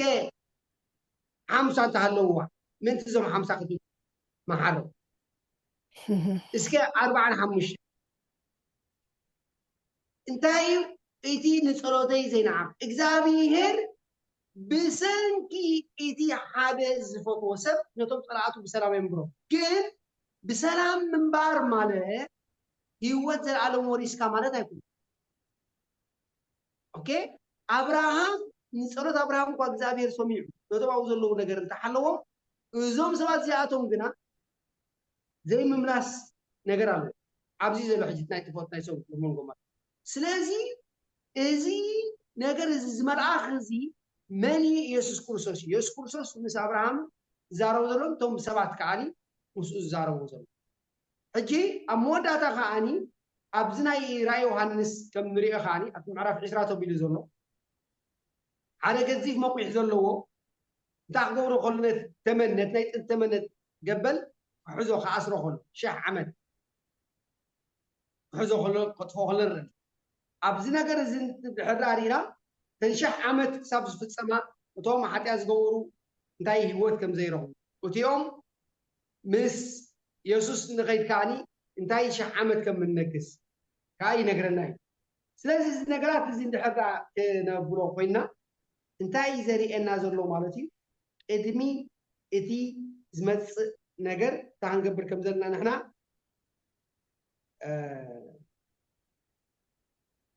ህይወትና ናብቲ ያው ዝኾነ ኣምላኽ ነማዕ ሰባት ኣብዚ ወዲ ሰብ ዝመፅእ ስንዲ እምነት ደኾን ክረክብ እየ ክሳብ ዝብል ነገር ኣምላኽ ዝተገርነ እየ ሕጂ ስጋብ 10 ሰባት ወሪዱ ርኮብ ግን ኣይከኣል ዘፍርሕ ግዜ ኣብ ግዜና እውን ከምኡ ግዜ ኢና ከይድና ዘለና ስለዚ ቁርብ ጊዜውን ከይወስደልኪ ደጊመ ዋላ ማሃብቲ ትሕሸኒ ክሳይ ይገብራ ሕራይ ተስፋይ ሓወይ ቴዲ ኣብዛ ዝበልናያ ወይ ካብዘን ጥቕሳት እዚ እንታይ ርእቶይ ዘለካ ወይ እንታይ ኢና ካብዚ ጥቕስ እዚ ክንመሃር ንኽእል ሚታ ኣለኻ ቴዲ ሓወይ ናብቲ መወዳእታ ገጻት እንዲና ንኸይድ ዘለና እግዚኣብሔር ፈራዲ ኩላ ምድሪ ምዃኑ ናይ እግዚኣብሔር ባህሪ ጽድቂ እዩ ናይ እግዚኣብሔር ባህሪ ኩሉ ሰብ ክድሕን እዩ ናይ እግዚኣብሔር ባህሪ ዘለዓለማዊ ምንጋፍ እዩ ሰብ ንርእሱ ናይ ባዕሉ ይኮነን እዛ ምድሪ እዚኣ ናይ ሰብ ኣይኮነትን ከም ድሌቱ ክገብራ ኣይፍቀደሉን እዩ እቲ ዘበንን ግዜን ግን ተመዲቡ ሰብ ካብቲ ዘለዎ ኩነታት ተመሊሱ ንኣምላኹ ነቲ ፈጣሪኡ ኣቡኡ ሰማያዊ ኣቡኡ ዝኾነ ክብሪ ክህቦ ከም ዘለዎ ከምኡ ኢና ንሪኦ ኣብዚ ማለት እዩ እግዚኣብሔር ነዞም ናይ ሶዶምን ጎሞራን ክንሪኦ ከለና ክድሕኑ እዩ ዝደሊ ክናጎፍ እዩ ዝደሊ ግና ኣይሰምዑን ኣይተኣዘዙን ንኣምላኽ ኣየቕለብዎን ኣምላኽ ከዓኒ ንዕኦም ስለ ዘፍቅር ግዜን ዘበንን እኮ ሂብዎም እዩ እቲ ናቶም ሓጢኣት እቲ ናቶም ርክሰት እቲ ናይ እግዚኣብሔር ባህሪ ዘይኮነ ባህሮም ገይሮም ተኸቲሎሞ ዘለዉ ናይ ሰይጣን ሓሳባት ከብቅዕ ነይርዎ እንታይ ከገብሮም ሰዶምን ጎሞራን ጥራይ ኮነን ነይረን ኣብዚ ምድሪ ካልእ ከተማታት እውን ኣለዋ እኮ ካልኦት ፍጡራት እውን ኣለዉ እኮ ናብቶም ካልኦት እውን እዚ ክልሕም የብሉን ሰይጣን በዚ ተጠቂሙ ነቶም ካልኦት እውን ከጥፍኦም ኣይነበሮን ስለዚ እግዚኣብሔር እንታይ ክገብር ነይርዎ መወዳእታ ክገብረሉ ነይሩ መቕፃዕቲ የድልዮም ነይሩ ስለዚ ስለዝኾነ ከዓኒ እግዚኣብሔር ጻድቕ ፈራዲ ምዃኑ ንሓጢኣት ይፍንፍን ምዃኑ መኽተሚ ክገብረሉ ስለ ዘለዎ እቶም ካልኦት ክድሕኑ ስለ ዘለዎ ካብዚ ነገር እዚ ክመሃሩ ስለ ዘለዎ ንሰዶሙን ንጎቦራን ሕሊፉ ክህበን ከሎ ንርኢ ስለዚ ኣብዚ ንሪኦ ናይ እግዚኣብሔር ባህሪ ጻድቕ ፈራዲ እዩ ኣብቲ ናይ ራእይ ዮሃንስ ምዕራፍ 20 ዘሎ ሓሳባት ፍቕዲ 4 ጥራይ እንተንቢበ ከምዚ ይብል ዝፋና ድማ ርኢኹ ኣባታቶም ከዓ ተቐመጡ ፍርዲ እውን ተዋህቦም ነፍሳት እቶም ምእንቲ ምስክር የሱስ ምእንቲ ቃል ኣምላኽን እተሰየፉ ነታ ኣራዊትን ምስሉን ከዓ ዘይሰገዱ ማሕተም እውን ኣብ ግንባሮም ወይስ ኣብ ኣእዳዎም ዘይተቐበሉ ድማ ርኢኹ እዚኣቶም ህያዋን ኮኑ እሞ ምስ ክርስቶስ 1,000 ዓመት ነገሱ ይብል ኣብቲ መወዳእታ ዘበን እቶም ናይ እግዚኣብሔር ሰባት ብብዙሕ መንገዲ ከም ዝፍተኑ ነቲ ጸረ ክርስቶስ ከም ዘይሰግድሉ ንሕጊ ኣምላኽ ንትእዛዝ ኣምላኽ ኣጽኒዖም በቲ ዝተዋህቦም ጸጋ ንኣምላኽ እሙናት ዝኾኑ ከም ዝድሕኑ ከም ዝናገፉ እቶም ዘላግፁ ግን ንምድሓኖም ግዜ እኳ እንተተዋህቦም እታ ፍርዲ ከም ትቐድሞም ከም ትመጾም ከም ተርክቦም ኢና ንምሃር ዘለና ስለዚ ኣምላኽ መስገን ንመለበሚናን ናብ ምድሓን ዘእቱ ፍልጠት ኣምላኽ እግዚኣብሔር ስለ ዝሃበና ክብርን ሽሙ ይኹን በዚያ ክወድ آمين أبا حصار و- حنتي دقيقة جزء وصدلكني وسخلاص دلي مرة إذا ناب أبراهام تلاقيهم قالوا سبات مزوم ناي رأي يوحنس معرف 14 أب شدشته زلوا ناي سلسة ملاختي يتعاهزي مزوم ناي زمنا مالت يا مورا تاكيس حجي زوم سبات اليوم أملاك مبرهي بزعبات أكباراتو أملكي أي هبنا جناخي مخنياتون بدباتون كابي تخون كابو كالو تخون أي مرد نسيتو على تاي እግዚአብሔር አምላክ ሲ ምስጢሩን ዋሮት ነቢያት ከገለጸ ገለኳ አይገብር ስለዚህ በዘም ሰባት እዚዮም አቢሉ በአብርሃም አቢሉ ንሰዶምን ጎሞራን ዝበፅሕ ዘሎ መልእኽቲ ናብ አብርሃም ዝኮን ዘሎ ናብቲ ቦታ ንዞም ሰባት እዚኦም ንምብፃሕ አምላክ ንሰዶምን ጎሞራን ቅድሚ ምጥፉ እቲ እንኮ ገብሮ ዝኽእል ቁኑዕ ነገር አብርሃም ብዛዕባ እቲ ፍጻሜ ምን ምንጋር እዩ ነይሩ ስለዚህ ድማ አብርሃም ብዛዕባ እቲ ክኸውን ዝፅበዮ ነገር ድልው ይኸውን ማለት ነዚ ነገር እዚ መስዋዕቱን ከቅርበሉ ዝኸኣለ አብርሃም ሓደ ካብኡ ክንጠቅስ ኢና እቶም ክልተ መላእኽቲ ሰባት ካብተን ዓመፀኛታት ዝኾና ከተማታት ምእንቲ ክወፁ ከጠንቅቅዎም ከለዉ እግዚኣብሔር ምስ አብርሃም ፀንሐ እዚ ነገር እዚ ነቶም ልክዕ ከምኡ ዝገበሩ እንታይ ገይርዎ ማለት እዩ ኣብ ዮሃንስ ኢና ንረኽቦም ዘለና እዚኦም ከዓኒ እንታይ እዮም ኢሎም እታ ቃል ከምብባ ዝደሊ ካብ 6 ዘላ ማለት እዩ ከም ዝብል እቶም ኣብ ምድሪ ዝነብሩን ንኩሎም ኣህዛብን ዓሌታትን ቋንቋታትን ህዝብታትን ዝሰብከሎም ድማ ናይ ዘለኣለም ወንጌል ዘለዎ ካልእ መልኣኽ ኣብ ማእኸል ሰማይ ክዝንብ ከሎ ሪኦም ብርቱዕ ድምፂ ከዓ እታ ዝፈርደላ ግዜ በፂሐ እሞ ንኣምላኽ ፍርህዎ ክብሩ እውን ሃብዎ ነሰማይን ምድርን ባሕርን ዓይን ማያትን ዝገበረ ስገደሉ በለ ካልእ ሳልሳይ መልኣኽ ድማ ሰዓቦም ብርቱዕ ድምፂ ከምዚ እናበለ ሓደ እኳ ነዚ ኣራዊት እዝን ንምስሉን እንተሰገደ ኣብ ግንባሩ ወይስ ኣብ ኢዱ እውን ማህተሙ እንተተቐበለ ንሱ ድማ ካብቲ ኣብ ፅዋ ቁጣዓኡ ብዘይ ምሕዋስ ዝተቐድሐ ወይኒ መዓት ኣምላኽ ክሰቲ እዩ ኣብ ቅድሚ ቁርሳት መላእኽትን ኣብ ቅድሚ እቲ ገንሸልን ከዓ ብሓውን ብድንን ክስቀዕ እዩ ክስቃዮም እውን ንዘለኣለም ዓለም ይወፅእ እቶም ነቲ ኣራዊትን ምስሉን ዝሰገዱ ዘለዉ ሓደ ከዓ ማህተሙ ስሙ እንተተቐበለ ለይትን መዓልትን ዕርፍቲ የብሎምን እቶም ትእዛዝ ኣምላኽን እምነት የሱስን ዝሕሉ ክሳብ ከዓ ትዕግስቶም ኣብዚ እዩ ዘሎ በለ ስለዚ ኣብዚ እንሪኢ ዘለና ኣብቲ ግዜ እቲ ዝሰግድዎ ዝነበሩ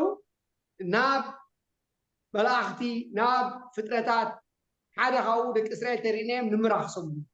ኣብዚ ግዜ እዚ እውን ነቶም ክጠቕሞም ዘይክእሉ ኣማለኽቲ ንካልእ ዝሰግዱ ከዓ ብዙሓት እዮም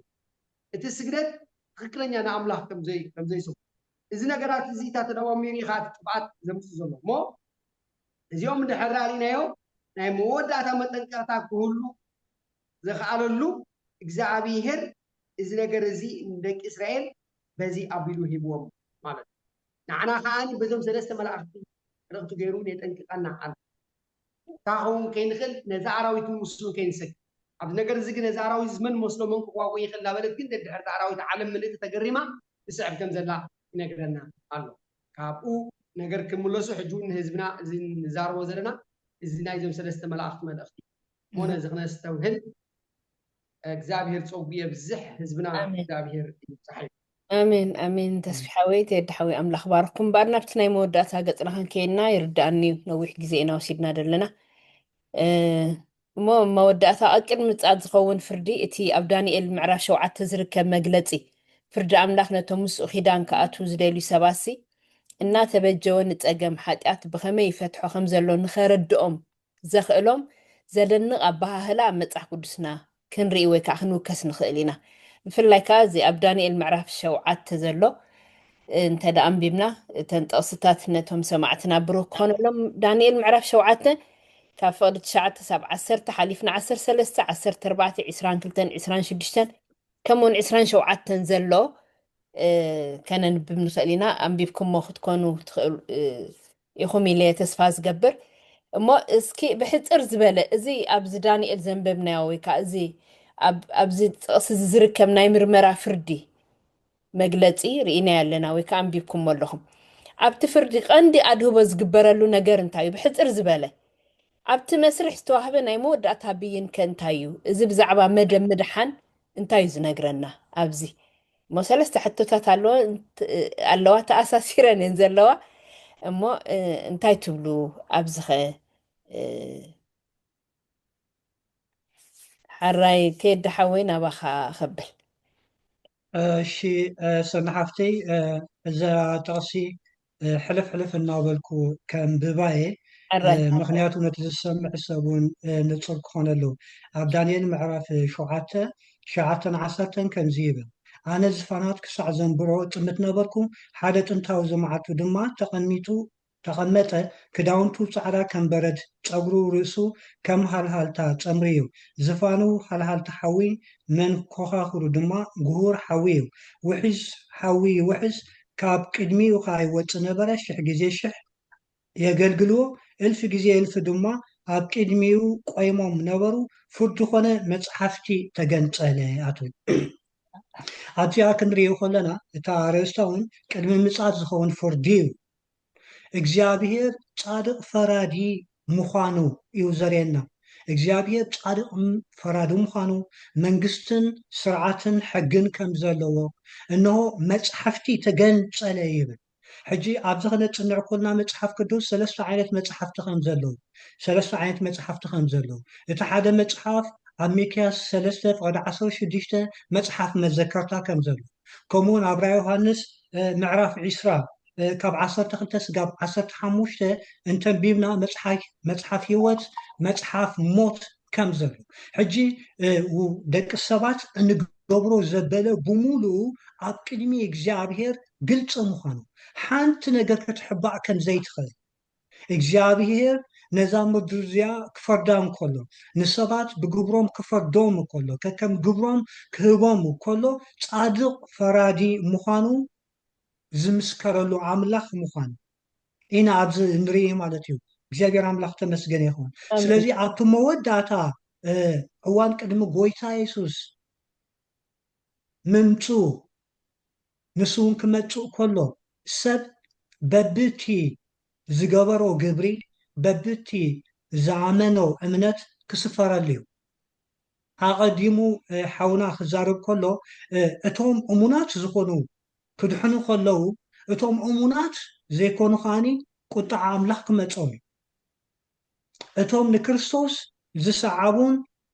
ዝኣመኑን ስጋዕ መወዳእታ ዝተኸተልዎን ምድሓን ሂወት ዘለዓለም ክወርሱ ከለዉ እቲኦም ከዓኒ ናብ ጥፋኣት እዮም ዝኸዱ እቲ ፍርዲ ካብኡ ይጅምር ዋላ እውን ኣብ ወንጌል ዮሃንስ ከነፅንዕ ከለና እውን ሰብ እንተዘይኣሚንዎ ድሮ ተፈሪድዎ ከም ዘሎ ይዛረብ ሕፅር ኣቢልና ብዛዕባ እዚ ክንፅንዕ እንተኮይንና እግዚኣብሔር ጻድቕ ፈራዲ ምዃኑ ሰብ በብግብሩ ከም ዝፍረዶ ናይ ግዜ መድሓን ተዋሂብዎ ከም ዘሎ ኣምላኽ ንሓጢኣት ሸለል ከም ዘይብል ኣብ ቤት ኣምላኽ ነዊሕ ዘበናት ተገልግል ነርካ ኢኻ እሞ እዚ ሓጢኣት ዝገበርካዮ ድሓን ኢሉ ካብዚ ናብዚ ከምልቕ ኣይክእልን እዩ ሓደ ቀነ ኣብ ሃገር ኣብ ዓዲ ከለና ምስ ሓደ ጎይታ ሓወይ ኮፍ ኢልና እንዳዕለልና ከለና ዝቕልድልና መሓዙት ነይሮም ብድሕሪኡ እቲ ሓደ ግን እንታይ ኢልዎም ኣንሕና ንስኻትኩምን ትቕልዱ ኣለኹም ብሂወትና ኢና ንቕልድ ዘለና ንሳቶም ግን ኣብ ሰማያት ቤት ይሰርሑ ኣለዉ ኢሉ ተዛሪቡሲ እዛ ዘረባ ኩሉ ግዜ ኣብ ኣእሙሮይ ትድውል ኣብዚ ዘለና ብግብርና ብፅድቅና ብክእለትና ብጥበብና ካብ ፍርዲ ኣምላኽ ኣይነምልጥን ኣይነድሕንን ኢና እቲውን ከም መድሓኒ ጎይትና የሱስ ክርስቶስ ብኡ በቲ ብርሃን ሓቂ በቲ ዘለዓለማዊ ዝኾነ ቃሉ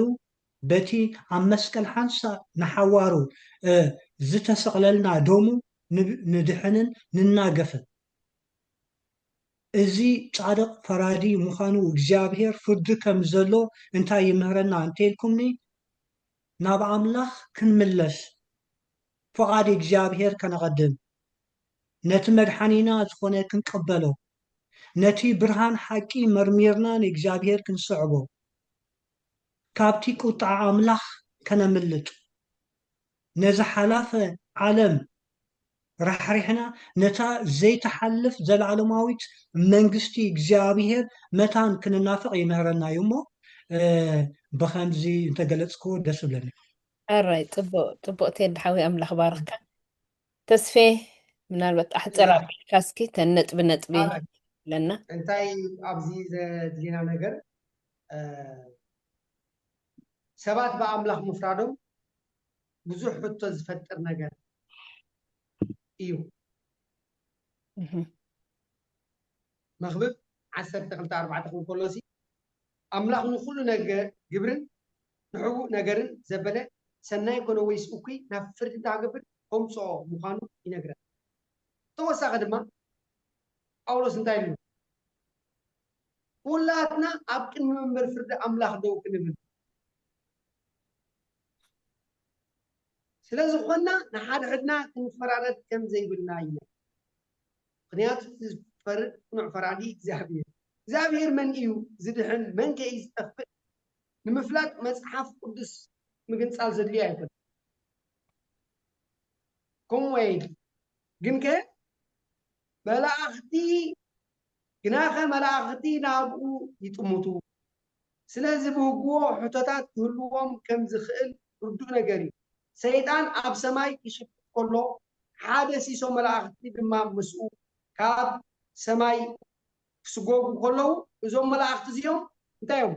ምስክር እዮም እምበር ሕጂ ኣምላኽ ኣብ ቅድሚ ህላዊኡ ደው ክብል ገበረና ኣምላኽ ነቲ መፅሓፍ ገንፀሎ ነቶም ቅዱሳት ድማ ኩሉ ነገራት ክርእይዎ ኣፍቅረሎ ስለዚ ዳንኤል ክጥምት ከሎ እንታይ ኢሉ ክነሕፅሮ ዳንኤል 7:13 ብራእያት ለይቲ ይጥምት ነበርኩ እኖ ከዓ ወዲ ሰብ ዝመስል ብደበና ሰማይ ይመፅእ ነበረ ናብ ጥንታዊ ዝመዓልቱ ድማ በፅሐ ናብ ቅድሚኡ እውን ኣቕረብዎ ኩላቶም ኣህዛብን ወገናትን ቋንቋታትን ከገልግልዎስ ግዝኣትን ክብርን መንግስትን ንዑ ተዋህቦ ግዝኣቱ ዘይሓልፍ ዘለኣለማዊ ግዝኣት እዩ መንግስቱ እውን ከቶ ኣይትጠፍእን ርኢኹም የሱስ ስለዚ እዚ ሓላፊ ዘይሓልፍ እዚ መዋቲ ዘይመውት ሞት ብዓወቶ ዋሕጠ ዝበሎ ቃል ዝፍፀም ዘለኣለማዊት መንግስቲ ናይ የሱስ ክትከለሉ ግዜ ስለዚ ካብዚ ሓላፊ ናብቲ ዘይሓልፍ እናኣትወሉ ብኽያት ሓዘን ጓሂ ጫውጫው ዘይብሉ ቤት ምስኡ ንነብረሉ ነዚ ፍርዲ እዚ ዝመፀሉ ግዜ እዩ እሞ እዚ እዩ ዘርእየና በዚ ነገር እዚ ከዓ እንታይ ንዓና ሂብና ዘሎ ማለት እዩ ሎሚ ኣብ ኣፍ ቤት ቀሪቡ ከም ዘሎ ረዲና እንታይ ክንገብር ከም ዘለና ክንነቅሕ ካብ ድቃስና ክንበራበር ክንዳሎ ከም ዘለና ዝነግረና ማለት እዩ ግዜ ከይወስደልኪ ግዜ ከይርያ ስለ ዘሎ ኣራይ ፅቡቅ ተስፊሓዊ ኣምላኽ ባርኽካ ብሓቂ ኣገዳሲ ትምህርቲ ነይሩ ሎም መዓልቲ በዚ ትምህርቲ እዚ ሰማዕትና ተባሪኾም ክኾኑ ተስፋ ገብር ንሕና እውን በቲ ዘቕረብናዮ ኣዚና ተማሂርና ኢና እሞ እቲ ማዕፆ ምሕረት ሕጂ እውን ክፉት እዩ ዘሎ ስለዚ ከምቲ ጎይታ የሱስ ክርስቶስ ዝበሎ ኣቱም ኩልኩም ፀር ዝኸበደኩም ናባይ ንዑ ኣነ ከዕርፈኩም ኢሉ ኣርዑተይ ፅሩ ካባይ እውን ተምሃሩ ኣርዑተይ ፎኪስ ፀረይ እውን ቀሊል ኢሉ ኣሎ ስለዚ ዘሎና ፀር ኩሉ ሒዝና ኣብ እግሪ መስቀል ጎይታ ንቕረብ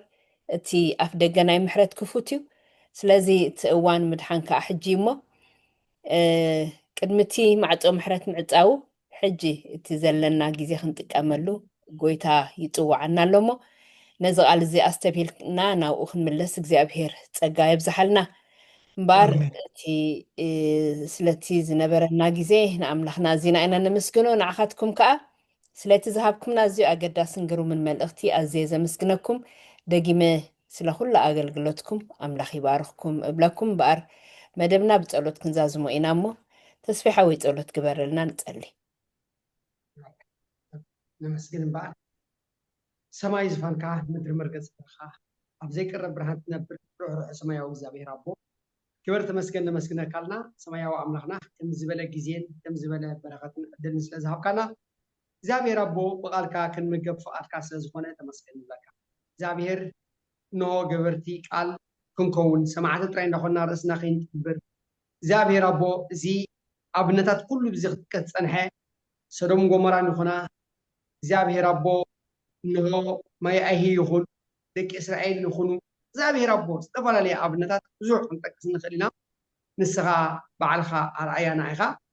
እዚ ነገር እዚ ግን ንሕና ንኸይንጠፍእ ዝተዋህበ ምሕረት እዩ ምሕረቱ ኣይተወደን እሞ ጭራሽ ዝተፋላት ፀጋ እግዚአብሔር ዝተባሃለ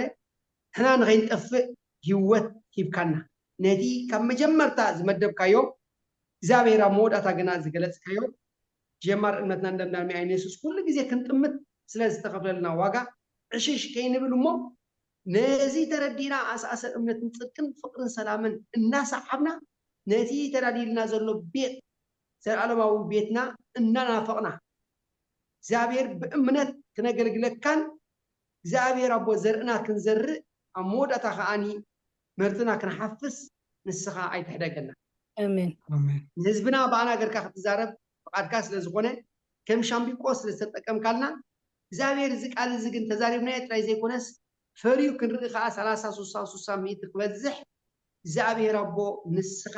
ኣቃኒኻ እግዚአብሔር አቦ ናብ ህዝብና ኣብፅሓዮ አሜን ድኹማት ኢና በኣና ብድኹማት ተዘሪቡ ዘሎ እግዚአብሔር ዘቐመጥካየ ቃል ኢና ግን ተዛሪብና እሞ እግዚአብሔር ንመደብካን ዕላማኻን ዘይታኸስ ኣቦ ስለ ዘለኻ ንስኻ እግዚአብሔር አቦ ነቲ ውሑድ ስለተብዝሖ ኣብዚሕኻ ናብ ህዝብና ክተብሎ እሞ ነፍሳት ከዓ እግዚአብሔር አቦ ናብ ምድሓንካ ክመፃ ንህዝብኻ ናብ ፅሓ ንስኻ ብፅሓዮ እግዚአብሔር ዝሓመሙ መሓሮም ዝተኣስሩ ትሕውፃሎም ዝጓሃዩ ኣሐጉሶም ዝሓዘኑ ኣፀናንዓዮም ኣብ ጉዕዞን ዝርከቡ ንስኻ ምርሓዮም በሰዓት እዚ እግዚአብሔር አቦ ብዓዚዞም ደቂሶም ዘለዉ ከዓ ብርባር ሃቦም ነቂሖም ምሳኻ ክዘራረቡ ልቢ ነፍሲ ወከፍ ተንክፍ ስለዝነበረና ግዜ ነመስግነካ ተሪፍና ዘሎ እውን ንዓኻ ንህበካ ዘሎ ዓመታትና ክንልብምን እግዚአብሔር አቦ ንዓኻ ክንጥምት ከዓኒ ንስኻ ንልብና ኩሉ ግዜ ዋሕዮ ትንክፎ እግዚአብሔር አሜን የማን ኩለን ፀጋም ክነግልስ ከለና እዛና እዚኣ ኣዛ መንገዲ ተመላለስ ዝብል ድምፂ ክንሰምዕ እግዚአብሔር ኣይትሕደገና ክብሪ አሜን ኩሉ ንስኻ ውሰዶ ካብ ዘለዓለም ንዘለዓለም እቲ ተፍቅሮ ብወድኻ ኢየሱስ ክርስቶስ ስም ነመስግነካ ኣሜን አሜን አሜን